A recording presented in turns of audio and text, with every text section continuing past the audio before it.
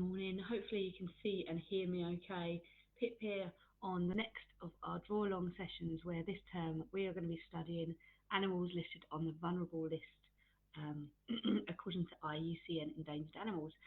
Slightly different format this week compared to previous weeks and last term. You might have noticed I have actually gone live today, and that's only because I was totally disorganised and did not record this Drawalong any sooner. So you get the benefit of me live if you are joining us at 11 o'clock on a Monday. So do feel free to interact, ask questions if you want to, and take advantage of my poor organisation skills. So today we're going to be drawing the Binturong, which you might be familiar with. It's this guy.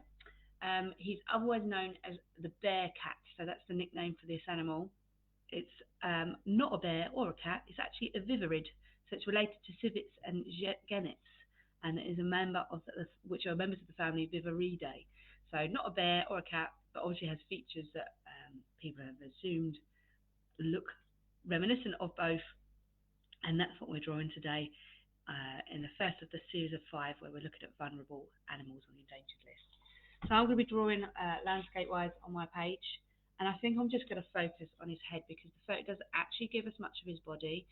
I will talk about the features of the Binturong. They have a really large tail. Their tail is almost as long as their head and body together as well. So we can't see that on this reference image. If you're not familiar with the animal, it might be worth you having a look at some other reference images just to get to know this creature a little bit more. So we're going to be drawing this mammal today, which is mammals is my favourite. If you've been drawing along with me for a while, you'll know that because I like drawing fur. It's more forgiving than drawing fish scales, reptile skin, or bird feathers. So I'm easing myself back into this term by picking a mammal to draw to begin with. So I'm just going to sketch out very lightly to begin with, try and fill up most of the page with just his head. That's what I'm going to focus on today. So we've got almost like a triangular shape off at an angle. He's not facing us straight on, which I actually prefer because I think when you're drawing something completely face on, trying to get that symmetry can be really tricky. So he's off at an angle and that suits me just fine.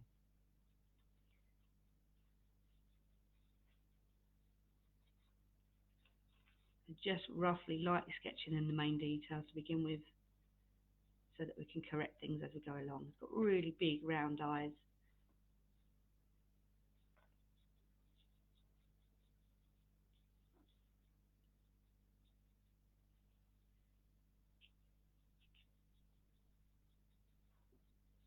And you can just see his ear flaps as well.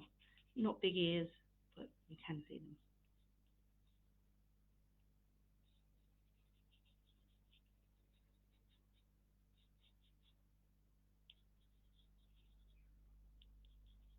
If anyone is watching live and can confirm that you can hear me, because I haven't got my usual microphone plugged in today, so if anyone can just confirm that I'm coming through on audio, that would be great.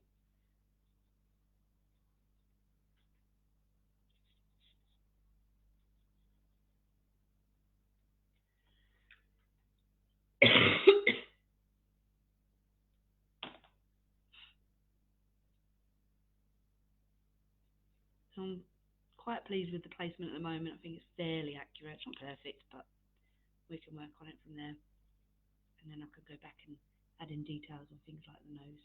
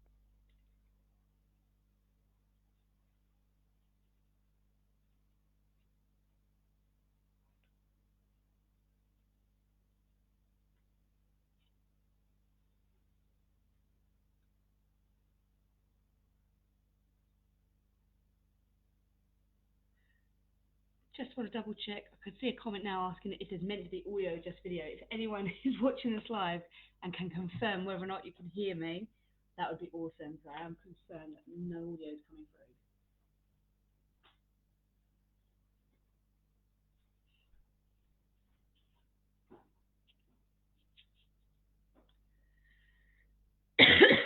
So at the risk of me talking to myself here. Oh, you can hear me now. Awesome. I was worried then.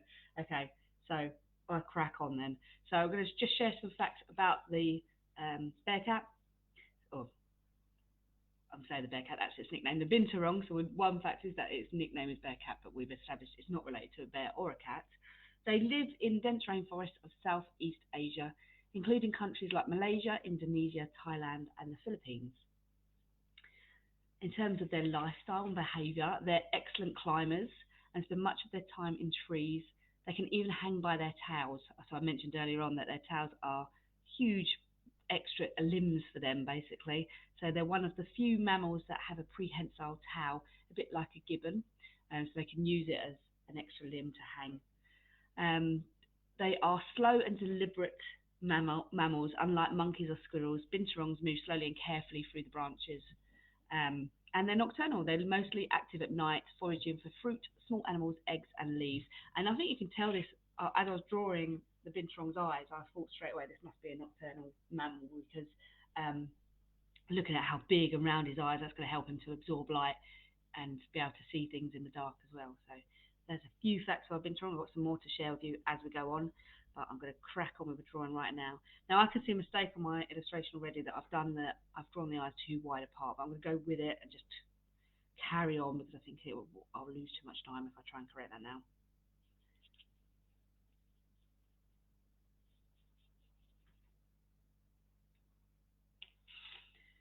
So I think what I'm going to do in terms of colour is start with the eyes, and I think I need like a more redishy brown to begin with.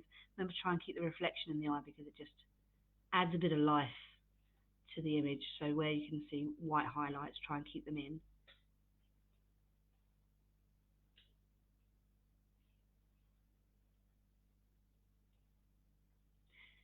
And I think the fact that this image is obviously taken in daylight and shows the Binturong's pupils really small, which is an indicator to me that they've got really light sensitive eyes, which is another indicator that they're nocturnal animals.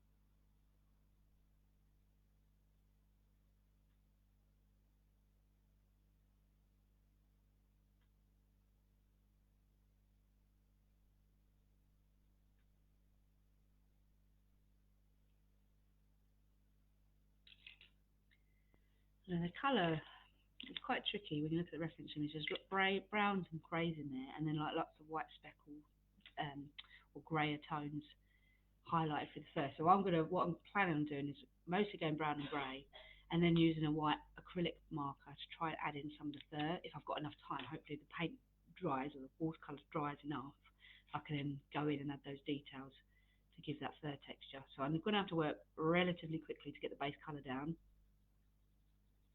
I'm using a Van Dyke brown is what mine is. I don't know if that gives anybody any clue, but it's got like a greyish tone in it. So that's what I'm using. Remember to shade in the direction that fur is growing as well, because that helps to give an indicator of the fur. Shows that texture.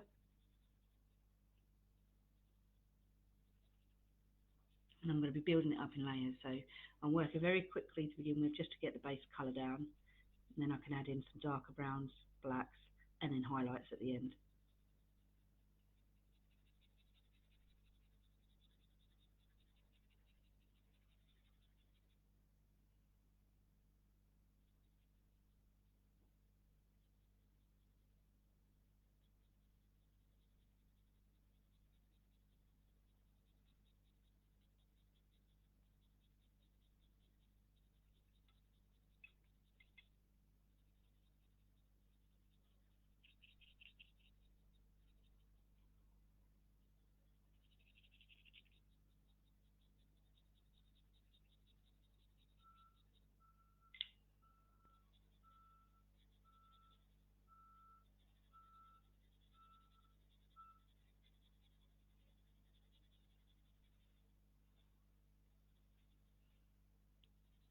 you can tell I'm out of practice. My hand is aching already from shading. It's starting to cramp up.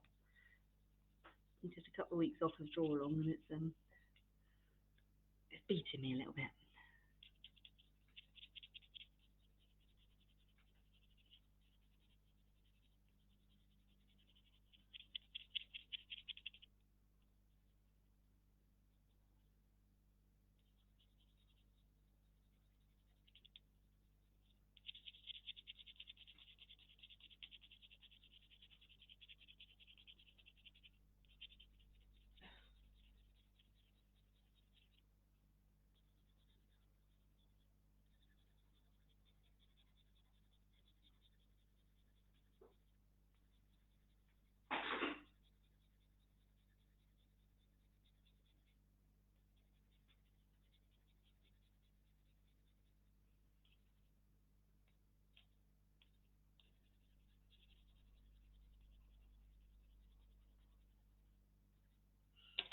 Oh, right. So that's a little bit of base colour, not a lot. I definitely need to go ahead and put some more in.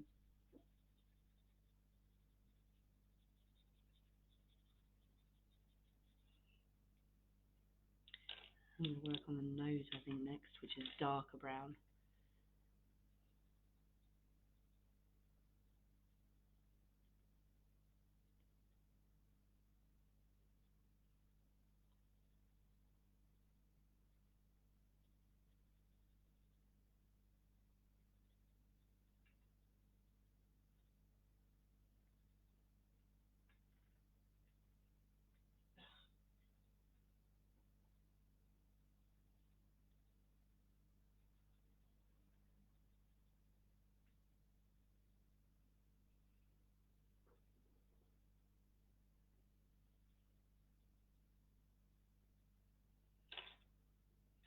Plus my black pencil.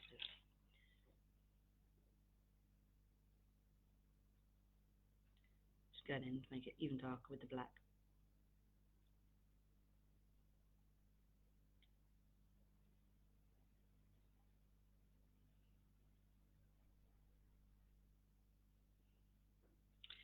And then I think maybe some grey and go over into the fur texture before adding some water. So I've got time for it to dry before I add on other layers and details. And whilst that's drying, I'll work on the detail on the eyes, I think.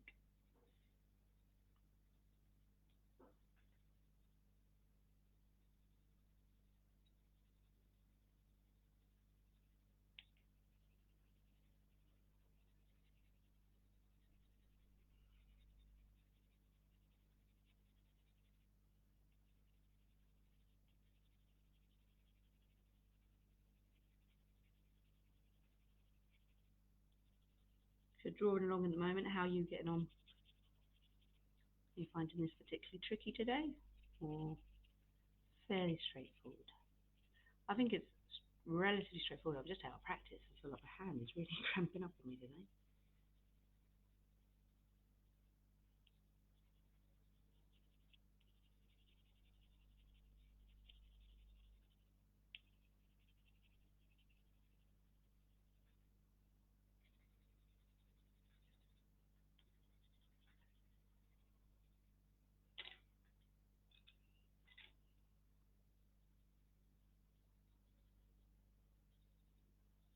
And I'm just going in with the black, but quite lightly. This is a different make of watercolour. And the pigment's really strong on this pencil, which is great, but I don't want to overdo it. I'm just trying to add in some darker tones, so I'm just going gently with this for now.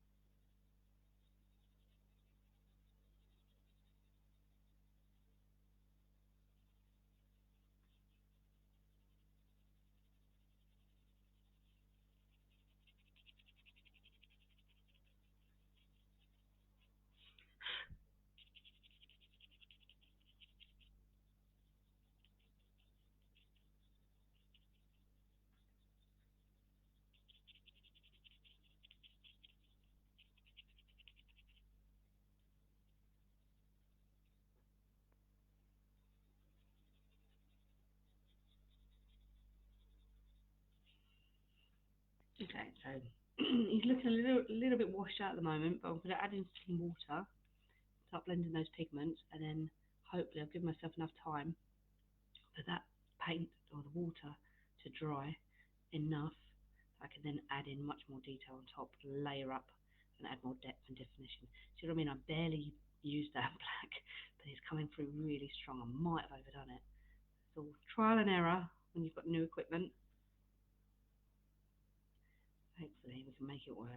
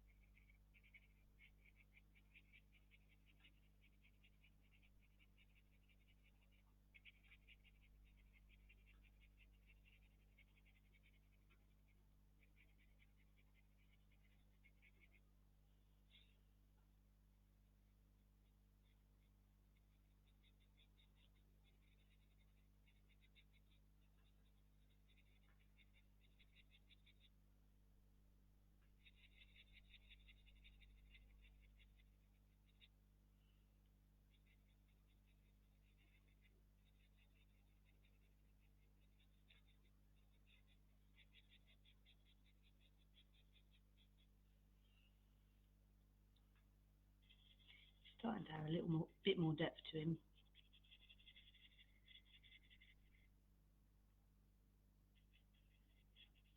He's at that ugly stage of the illustration. I'm just going to keep at it and assume that it'll come together.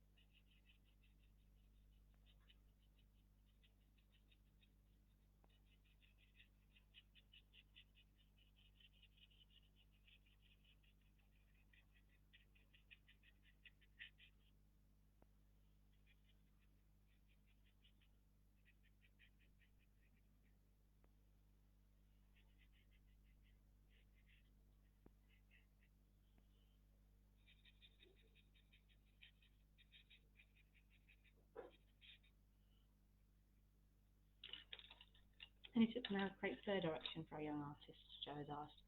So, same as with the pencil, when you put it on the page, you copy that you follow the line of the fur that you can see in the image. So as I was coming up my nose, I feel like the fur's going that way.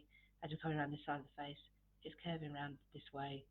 And not just that, but looking at the length of the fur. So around the muzzle, it's much shorter and velvety, and then around this part of the face, um, the fur gets longer. So your pen strokes need to get longer to replicate that, and then it's exactly the same when you're putting the paint water on the page. So you might notice I was working in the direction of the fur. I sometimes do circular motions to blend it, but I'm still trying to keep the direction of the fur growing, showing the same direction. And again, when it comes to the longer fur, doing longer brush strokes. When I come to doing more highlights and putting more detail back on the page with pencil, again, I will follow the lines of direction that I can see in the reference image and also the length of the fur. And he says, are these watercolour pencils you've used? Yes, they are. They were my favourite medium. I might be moving into something else soon. I've been playing with acrylic paint a bit more, but acrylic paint's for me a lot harder to do something in a small amount of time. So watercolour pencils, I think, are a great medium for producing a nice piece of artwork in a relatively short amount of time, because they're easier to control than just watercolour paint, because you're putting it on pencil first, and they're more versatile as well, because as you'll see, hopefully if I have time in this image, I'll be able to do what I've done here. I've created a paint layer, but then I can work into it with pencil again to get more texture. So that is the plan anyway, hopefully I don't run out of time. So the brand I use is, I think it's Castle Arts, but the black pencil that I go for, I think this is my 6th pencil for black, is a Stabilo one, because I had to order it separately, and I really like the strength of the pigment in this. So I think if I buy a new tin of watercolours, it will probably be this brand next, because I'm impressed with the black pencil.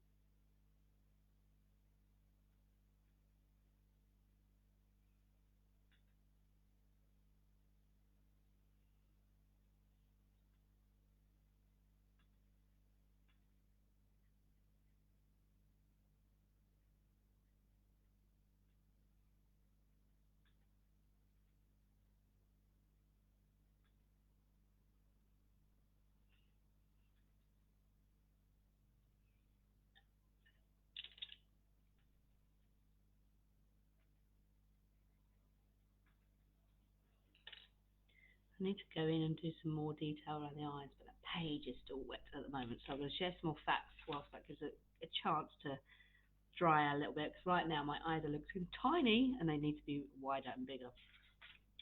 So we've discovered that they're nocturnal. They have omnivorous diets, so they eat a mix of fruits, leaves, small birds, insects, and carrion. Figs are their absolute favourite though. They play an important ecological role as seed dispersers, particularly for fig trees. Their droppings help spread the seeds across the forest. Here's a really interesting fact that was news to me. They can smell of popcorn. One of the coolest facts is that their scent glands produce an odour that smells like buttered popcorn, specifically from a compound called 2-acetyl-1-pyrroline, which is the same chemical produced when popcorn pops. So if you happen to be walking in a forest in Thailand and you can smell buttered popcorn, there's a chance that there's a Binturong around. Their vocal range, Binturongs make a variety of sounds, including chuckles, purrs, and hisses to communicate. And they rub their tails on bodies and branches to leave that signature scent behind. As we said, they have a prehensile tail, which acts like a fifth limb. It's muscular and partially bare on the underside of it to give it a better grip. And they have semi-retractable claws, which is great for climbing and gripping bark. And long whiskers, which I'll add in with my white paint pen when we're done, they're extremely sensitive and help them to navigate in the darkness. Um, they mature slowly and reproduce infrequently, which doesn't help when in terms of their numbers declining. So it takes around 3 months for the pregnancy to finish. So after 3 months, a cub, or typically one or two cubs, are born. Rarely up to six, but typically it's one or two cubs are born, and the young stay with the mother for several months before becoming independent. Because they mature slowly and reproduce infrequently, it means that populations can't recover quickly from losses due to hunting or habitat destruction. And we'll talk a bit more about why they have become vulnerable on the endangered list as well in a bit. They're elusive and nocturnal, which makes them hard to study, and as a result, there's limited population data. Many estimates suggest there's sharp declines, but the full picture isn't clear because they're so secretive, we're not quite sure. And because they're less famous than tigers or orangutans, so other animals that are vulnerable, the conservation funding and attention for binturongs is relatively low.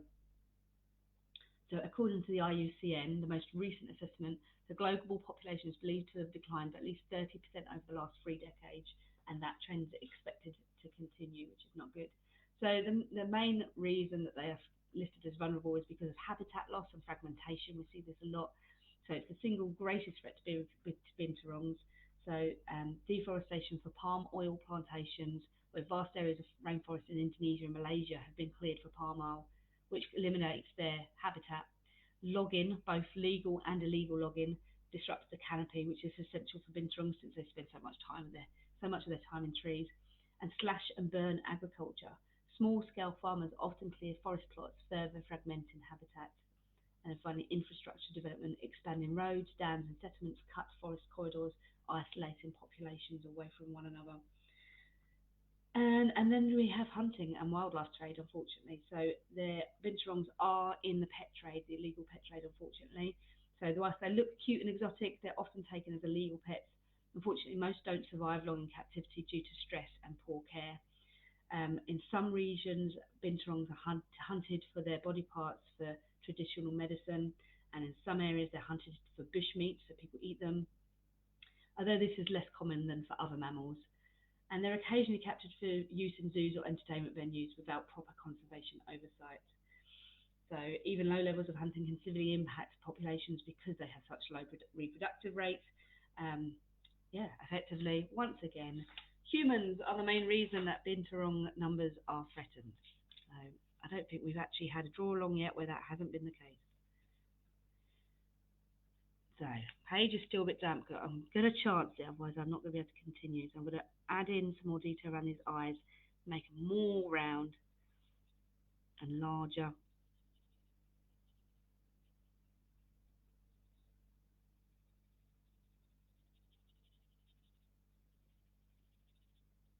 That's a bit better.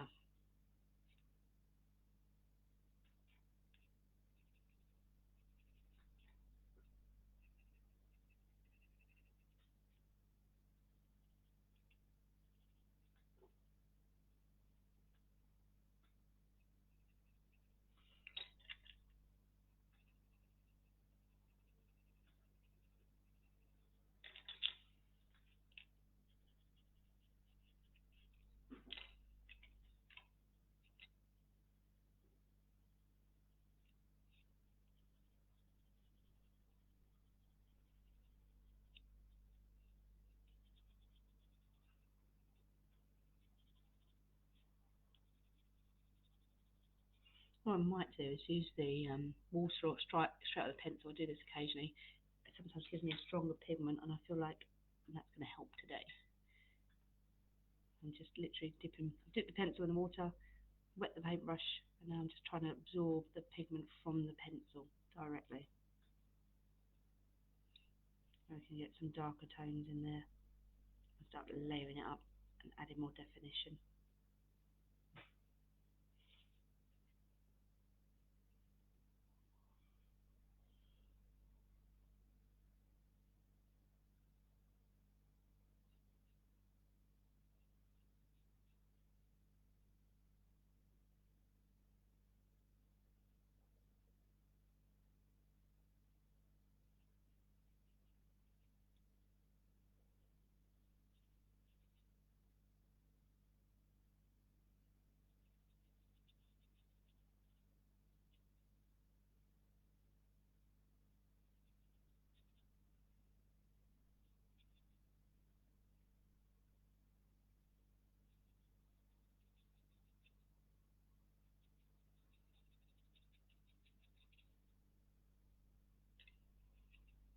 In a moment, I feel like my illustration is very flat looking, so I want to put some more variation between the darker and light tones so I can build that depth up and it looks a little bit more realistic.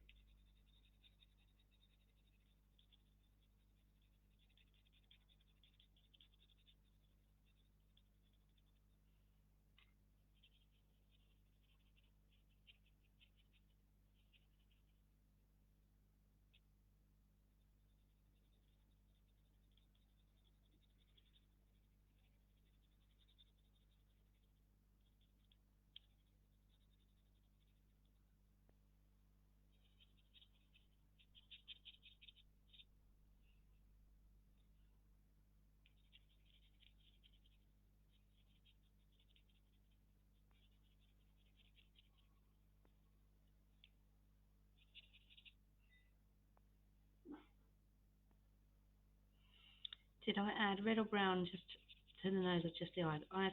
I've got I didn't use the same reddish brown as I did in the eyes, but I did put brown into the nose. But yeah, you can see some slight highlights that could look reddy brown, so you could do that. I don't think that would be wrong.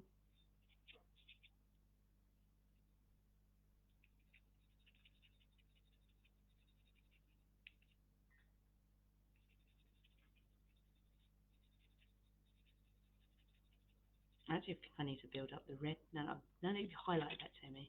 I feel like the red tone in the eye needs to be stronger. I'm just going to put some more in there. It's looking a little bit watery and washed out.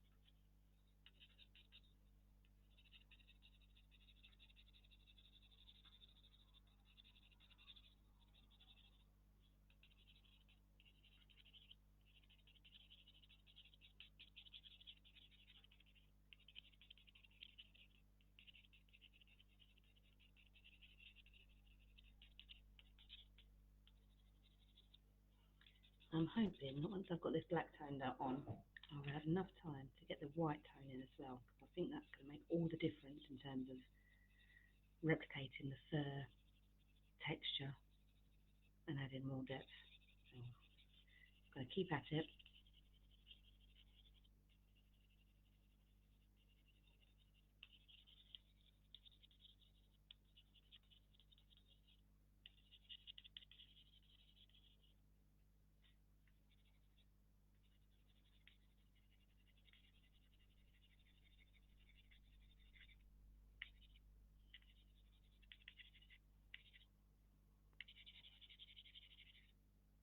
That mine's looking a little bit raccoon-like. It wasn't what I was going for, but there are some similarities between them.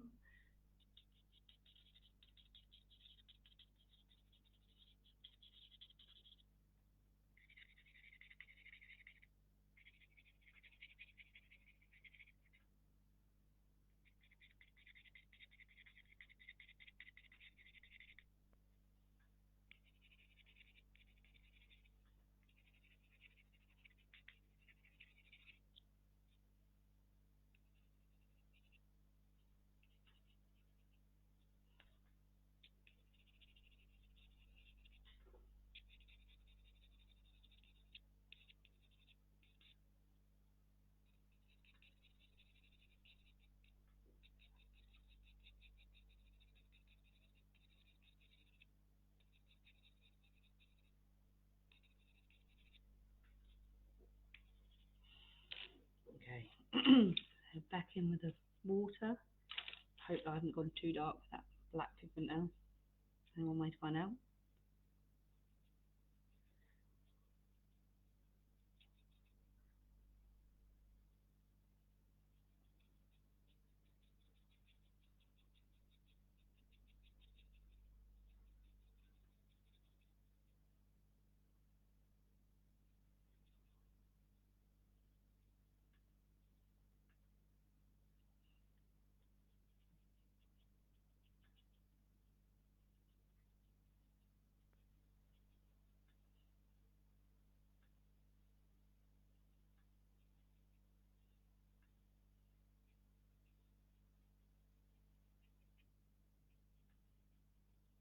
So using a thinner paintbrush as well to try and create the first strokes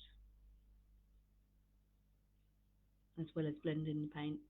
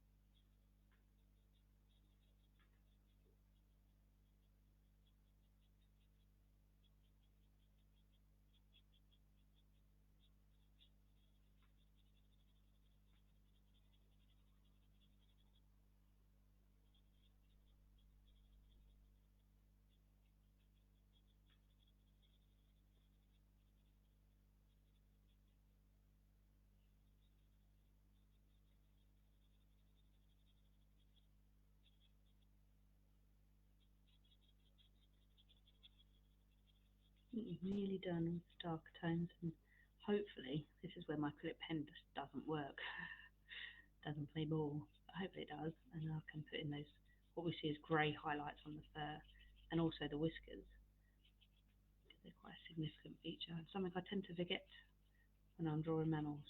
Just don't even know why. I often miss it. So we're going to see if this is going to work for me today. What do we reckon? No. Oh, brilliant. Let me see if I can get it working.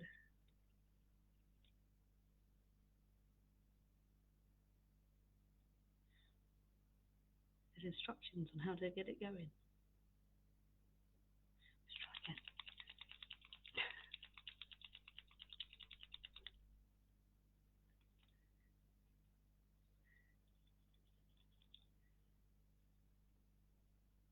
Oh, looks like it's working. Yes. Okay, we're back again. Oh, until it's Monday.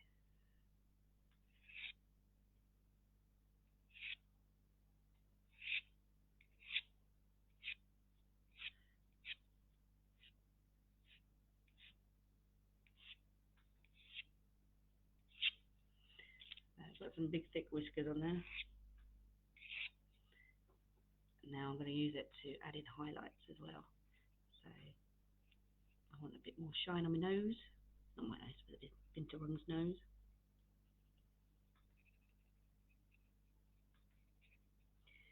Maybe some highlights in the eye as well.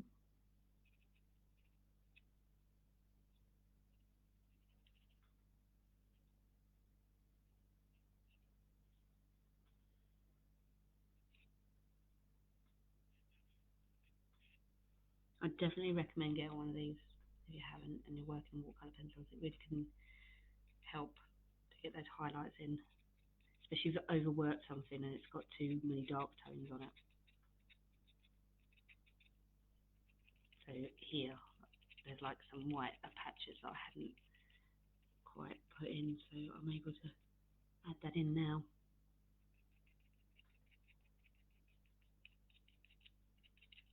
Same as the ears.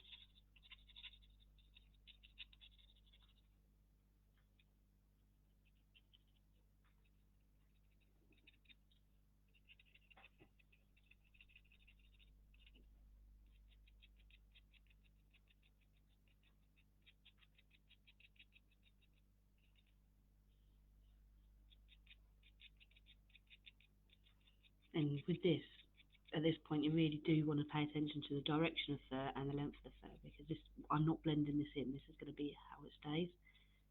So you want to be quite accurate with it.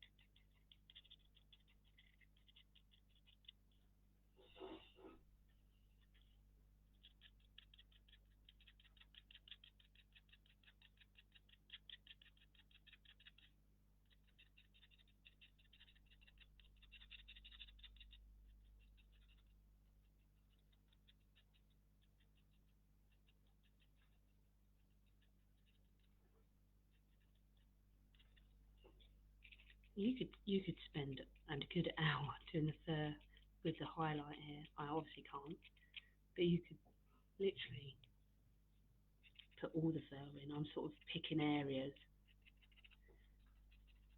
to give the impression of the fur and the different lengths of it. I won't have time to do every gap that I'd like to do. But basically, I'm using this pen to represent the grey fur that we can see on the image.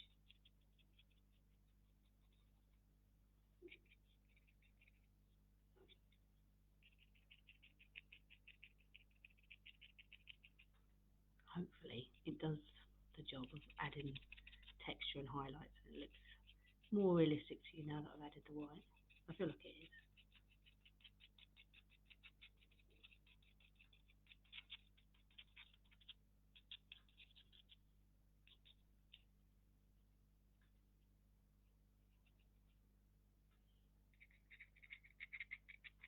Then I think that is me done for the first in our term, looking at vulnerable species,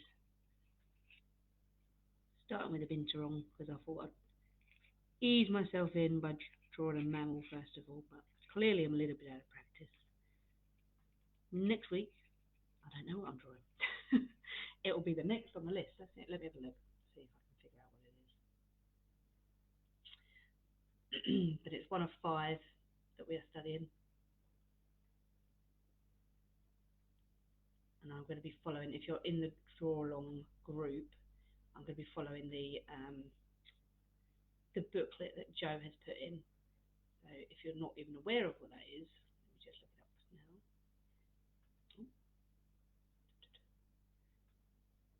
Joe has put together a little workbook that you can utilise alongside the Drawalong, so you can upload, you can add in details and your information that I've shared in terms of facts about the animal, and you can even put your image into it as well if you want to. I'm just sorry, I'm just opening out that document to work out which one's next. So we did the Binturong today. I'm going to show you actually on my phone. So this is the workbook that Joe's put together. So you can print it out and fill it in,